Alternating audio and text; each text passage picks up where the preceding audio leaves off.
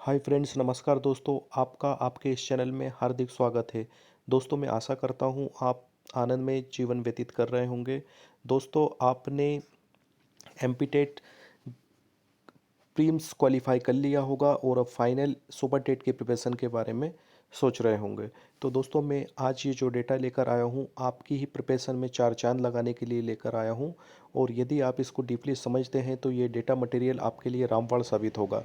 दोस्तों, super MPTET जो होने वाला है वो काफ़ी डीपली पूछा जाएगा, काफ़ी डीपली आएगा। तो इसी हिसाब से मैंने ये डेटा आपके लिए तैयार किया है। तो दोस्तों, चलिए क्वेश्चन डिस्कस करते हैं। लेकिन ये डिस्कशन करने से पहले, इसको समझने से पहले एक छोटी सी मेरी रिक्वेस्ट है कि प्लीज़ यदि आप इस चैनल पर नए हैं तो इस वीडियो को लाइक करें और इस चैनल को सब्सक्राइब करें। चलिए दोस्तों, शुरू करते हैं। The last ride together question answer है ये। Some important question answer with answers have been given for the candidates of super MPTET grade 1 English literature। ये फाइनल के लिए है, सुपर टेट के लिए है। And don't forget to place your opinion in comment which can help me to do better. और comment में आपका ओपिनियन देना ना भूले, जो कि मुझे और बेटर वर्क करने के लिए प्रमोट करेगा। तो क्वेश्चन फर्स्ट क्या है? What type of poem is the last rise together?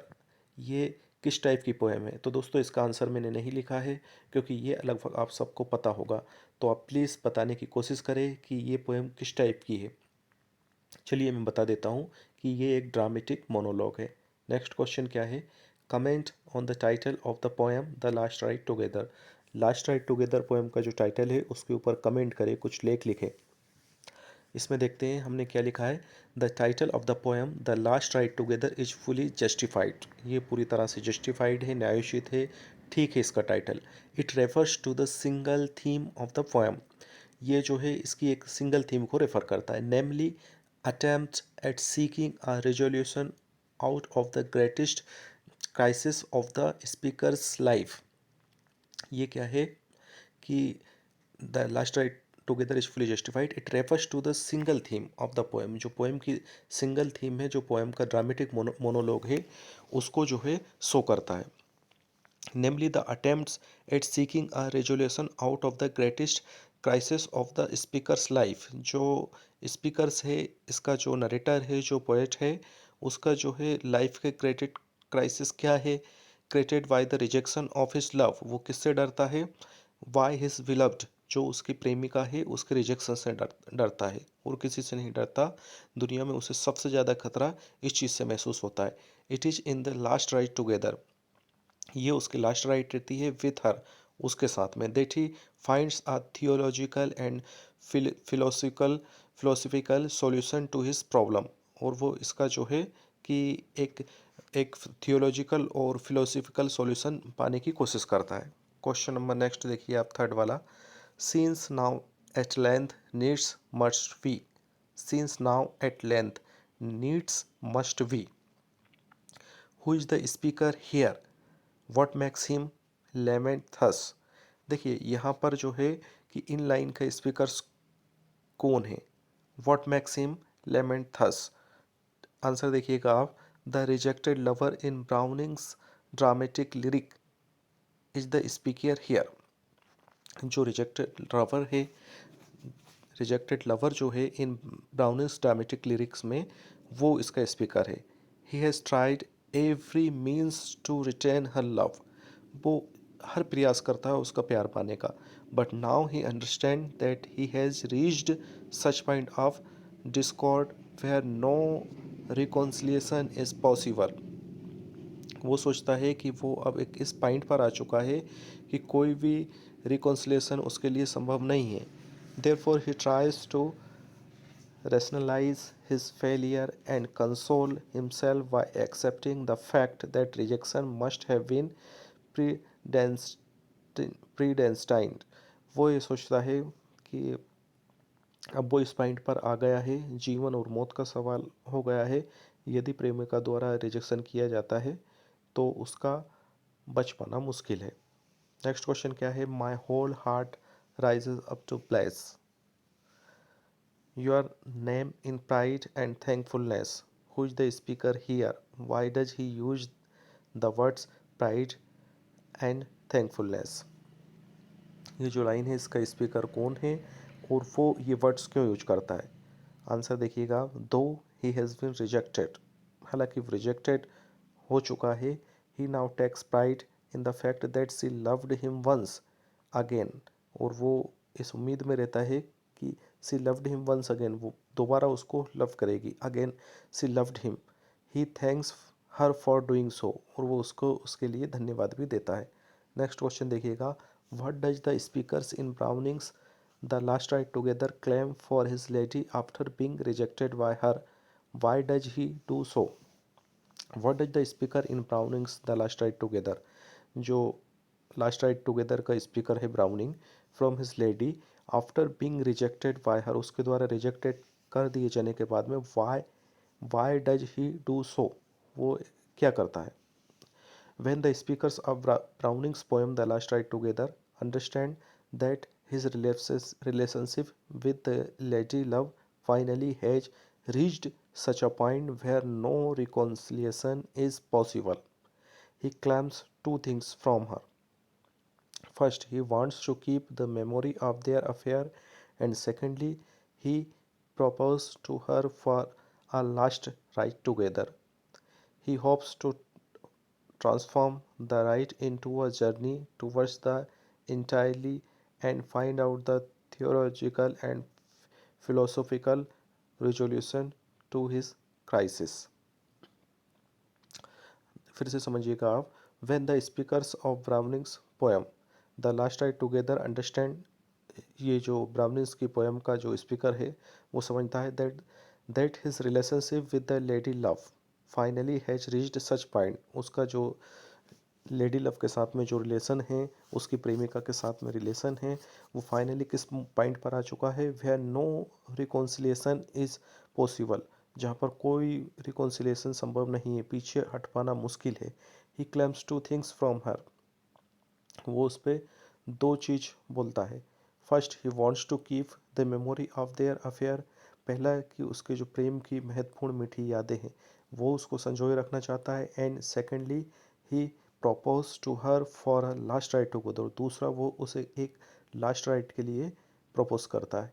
He hopes to transfer the ride into a journey, वो सोचता है कि ये जो राइड है वो जर्नी में तब्दील हो जाएगी, the entirely, and find out the theological and philosophical resolution of his crisis, और वो इसका जो है थियोलॉजिकल और फिलोसफिकल रेजुलेशन सुधार हल चाहता है। नेक्स्ट क्वेश्चन क्या है, explain the expression those deep dark eyes through are fixed me a breathing while or two in balance, what is incident referred to here, what does the speaker try to mean by life or death in the balance। Answer देखिएगा, when the lady begins considering whether she should accept the proposal for the last ride together, she goes through mixed emotion reflected in her bent eyebrow. On the one hand, her pride objects to expecting such a proposal. On other hand, she feels pity for him since it is she who has rejected him। समझिएगा आप, यहाँ पर question क्या है, explain the expression, उस expression को, उस मनोभाव को एक्सप्लेन करो। Those deep dark eyes through, उसकी जो है डीप डार्क आइज के थ्रू जो दिया गया है, और fixed me a breathing while two in balance,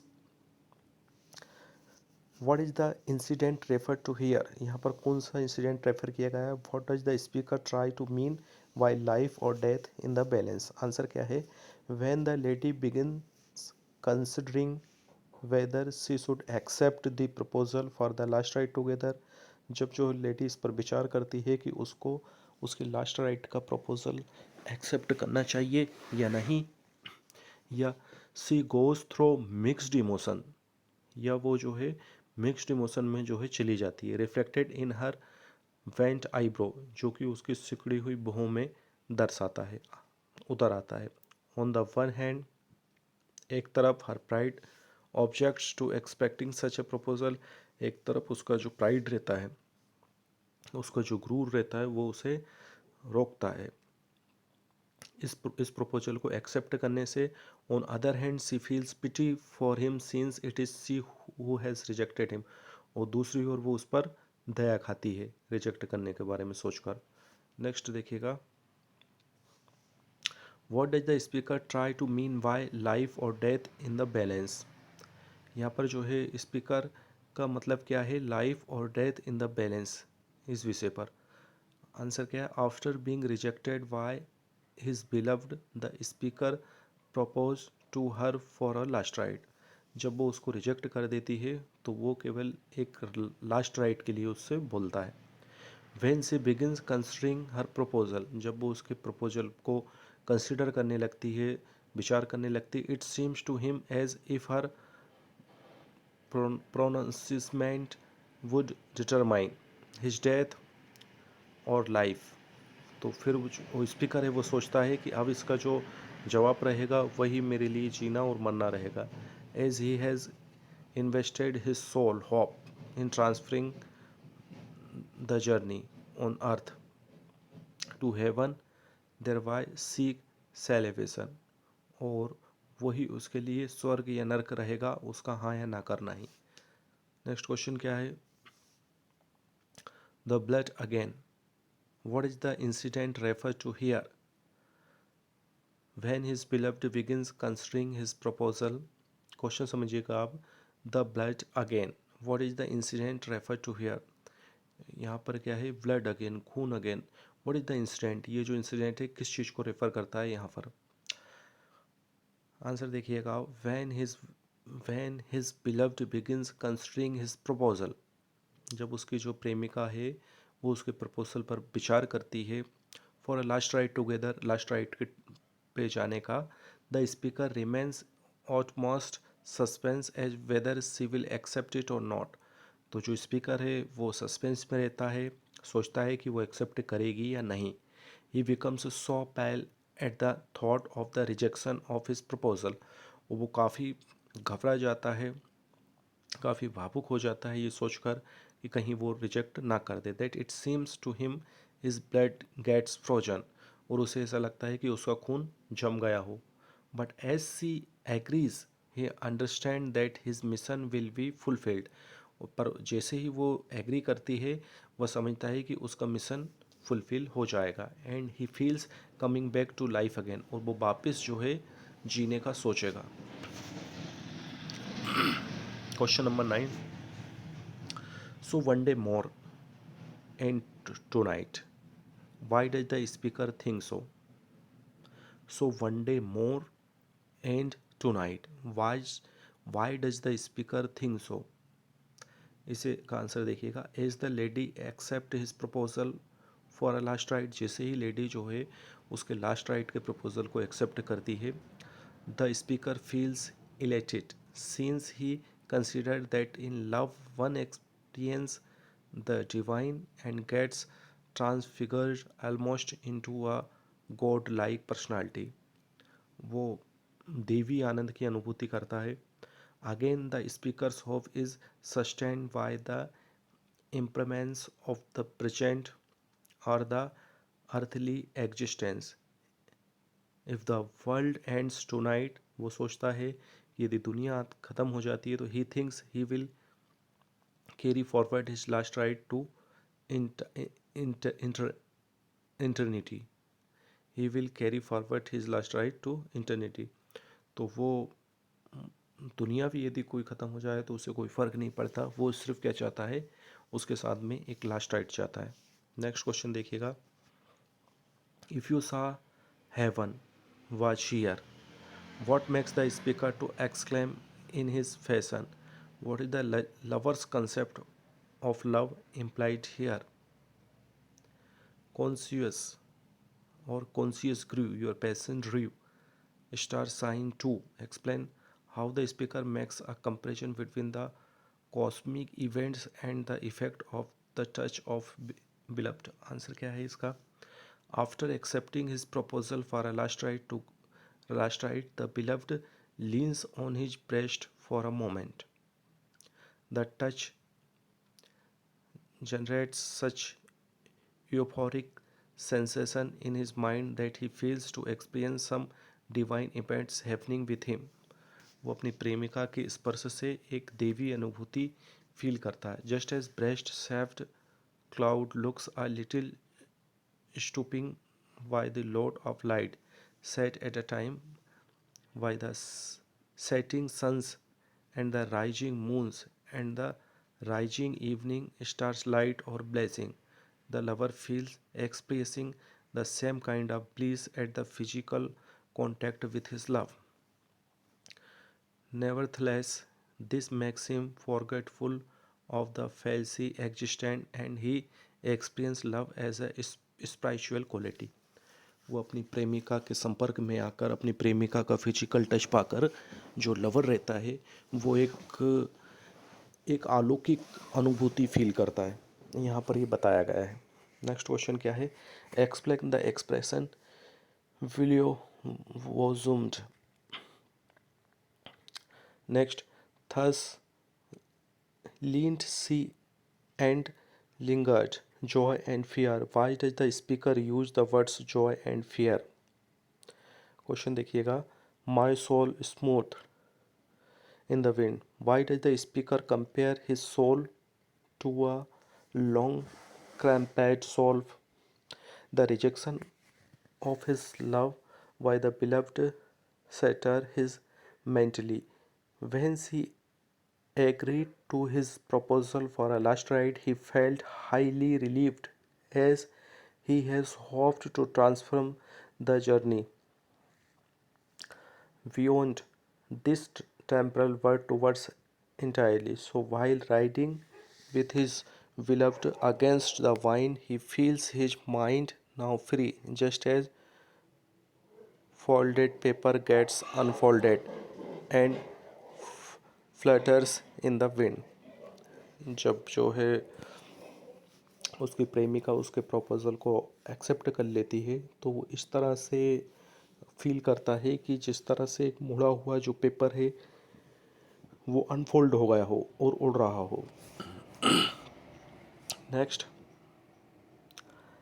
had I done this so my time is the roast be fail. Why does the speaker say so? What does the speaker mean by this? As the lady has accepted his proposal for a last ride and they are out for a ride now. Right now, जो उसकी प्रेमिका रहती है उसके proposal को accept कर लेती है, वो राइड के लिए निकलते हैं. तब की बात है ये. The speaker in Browning's dramatic lyric. The last ride together rationalize his rejection by her. He says that it is useless to consider how he might have fared had he said this or that, done this or that, for in either case she would either love him or hate him. He accepts the present as a blessing since he enjoys the ride. वो सोचता है कि उसको जो है वो स्वीकार करे या अस्वीकार करे, लेकिन वो प्रेजेंट में जीता है and hopes to transfer it intellectually into one towards eternity. Next है fail alone I who succeed. Who is the speaker here? Why does he think so? As he is now riding with his beloved for the last time, जैसा कि वो उसकी beloved के साथ उसकी प्रेमिका के साथ में आखिरी राइडिंग कर रहा है, he remembers the past. तो वो उसका गुजरा हुआ समय याद करता है and rationalize his failure by saying that, और उसकी जो असफलता है उसको अनुभव करता है that he is not the sole person in the world who has failed. वो सोचता है कि वो कोई एक अकेले ही व्यक्ति नहीं रहेगा जो कि फेल हो चुका है इस चीज़ में. In fact all men try hard for success but a few succeed. सभी men सफलता के लिए प्रयास करते हैं पर कुछ ही सफल होते हैं. He finds satisfaction in the fact that he has succeeded in realizing the favor of riding with his beloved for the last time. वो ये सोचकर प्रसन्न होता है कि मैं इस विषय में लकी हूँ, इस मैटर में लकी हूँ कि मेरी प्रेमिका मेरे साथ लास्ट राइड पर जाने के लिए एग्री हो गई. Next question. It seemed my sprite flew on either side. Explain. As the speaker in Browning's dramatic lyric, "The last ride together" began his last ride together with his beloved, he felt so euphoric that it seemed to him that his soul was on its wings. While the landscape rushed past his eyes, he seemed to have seen new regions and cities never explored before. Next question. All labor hopeful past. How the speaker justifies his failure of securing his beloved's love here. In order to justify his failures, the speaker in Browning's dramatic lyric, "The Last Ride Together," refers to the fate of humanity in general. He says that in spite of trying hard for success, men at the end achieve little in the form of success. There always remains wide gap between hope and realization, between ambition and achievement. On the other hand, in his attempt to win his beloved love, he has at least secured a last ride together, which, according to him, is a no mean achievement. What hand and brain, the fleshy skin? Where do the line occur? Why does the speaker say so? 10 lines, a statement lives in each. Where does the line occur? Explain why speakers explain in this way. In order to justify his failure, the speaker in Browning's dramatic lyric, "The Last Ride Together," speaks of the reward a statesman gets after the end of his active political career. After his death, he is rewarded with a short train line obituary. His point is that achievement always falls short of ambition and endeavor. Explain how the speaker in The Last Ride Together draws a comparison between his achievement and that of a poet. The rejected lover in Browning's dramatic lyric, "The Last Ride Together," draws a comparison between his achievement and that of a poet in order to justify his failure. According to him, a poet tries too hard to express the feeling and thoughtful in rhythm and melody, which other feels but can't express. The poet holds virtue as the highest ideal and tries all through his life to glorify this in poetry, but the reward he gets in return, according to the speaker, is a trifling. He lives in poverty and becomes sick and prematurely old. The poet expresses but doesn't experience the sublime bliss of love. On the other hand, the rejected lover is now having the bliss of riding with his beloved. In other words, to him life is a greater than art. तो दोस्तों यहाँ पर मैंने बहुत सारा material collect किया था, लेकिन वीडियो काफ़ी लंबा हो रहा है और इसको एक बार में एक्सप्लेन करना आपको समझ नहीं आएगा, तो इसलिए दोस्तों इसका एक पार्ट और बनाना पड़ेगा। अभी आप प्लीज़ जितना मैंने बताया है उसको अच्छे से सुनिएगा, अच्छे से स्टडी कीजिएगा और डेफिनेटली आपके दिमाग में बैठ जाएगा। और दोस्तों ये थोड़ा सा डीपली स्टडी मटेरियल है, तो एक बार में आपको समझ नहीं आएगा। आप एक दो बार सुनेंगे, समझेंगे, पढ़ेंगे तो आपको समझ में आएगा। और ये आपका सुपर टेट जो होने वाला है, सुपर एमपी टेट, उसके लिए बहुत ही इम्पोर्टेंट मटेरियल है। और मैं फिर से आपसे रिक्वेस्ट करूंगा कि प्लीज़ यदि आप इस चैनल पर नए हैं तो इस चैनल को सब्सक्राइब करें, इस वीडियो को लाइक करें और शेयर करें। और आगे भी मैं आपके लिए बहुत ही इम्पोर्टेंट स्टडी मटेरियल लाने वाला हूं, जो कि आपके सुपर टेट के हिसाब से ही होगा। तो थैंक यू दोस्तों। जय हिंद, वंदे मातरम, भारत माता की जय।